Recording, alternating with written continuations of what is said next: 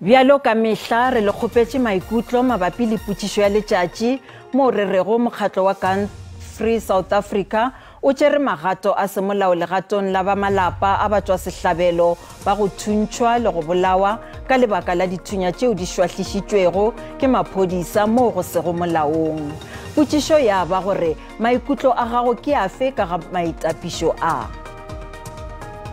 Letlakaleng la Facebook, Polly Molefe o re ke ema le mokgatlo wa Gun South Africa bao ba hwetšwago ba le molato mo malokong a maphodisa ba swarwe ba le bane le kgato tše thatana go senyegile mo nageng ya rena ka taba ya dithunya tše sego molaong.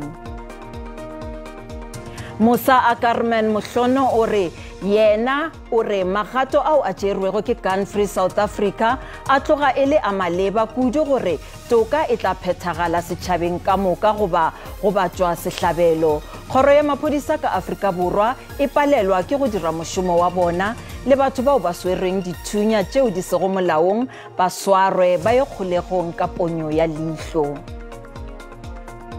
Letlakaleng la Twitter, Stanley Malachi o ngwadile a re nna ke re maphodisa ao a šwahlišitšego dithunya tšeo a romelwe kgolegong bophelo ka moka.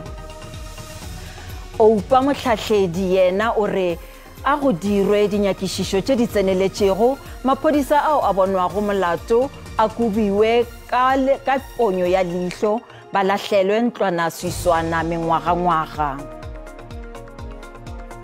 Nnete ke gore dithunya tšeo di sego molaong ka mo nageng ya Afrika Borwa e tloga e le tlhoba boroko gobane batho ba bolawa letšatši ka letšatši. Mokgatlo wa Gun Free o tšere kgato ya maleba go šireletša batšwa sehlabelo ge e le maphodisa ona ba swanelwa ke go tšeelwa magato a semolao. Ka lemoga gabotse gore mo Afrika Borwa go na le melao ye e laolago tshepedišo ya dithunya gomme go na le lekala la IPID. Re dira boipiletšo go mmušo wa Afrika Borwa le lona lekala la IPID go dira dinyakišišo ka maphodisa ao a tšwelago pele a šwahliša dithunya tše e le gore di tatetšwa gare ga melato ya dipolao tša batho ba senago bothata. Seo ke sešupo sa gore maphodisa ao ga a ikemišetša go hlankela setšhaba goba gona go tšhireletša setšhaba. Mmušo o swanetše go tšea maikarabelo a maleba go netefatša gore Afrika Borwa e bolokegile. Nna ke tlogana ke kwana kudu le mokgatlo wa Gun Free South Africa ka go tšea magato a semolao legatong la batšwa sehlabelo ba thuntšitšwego le go bolawa ka dithunya tše di šwahlišitšwego ka mo se mo molaong ke maphodisa ga borena. Ke bona se se tla thibela mohlomongwe mahu a mangwe go tšwela pele go a thibelwa gape le go šwahliša ga dithunya tše dingwe go tšwela pele ka ge maphodisa a tla tšeelwa magato.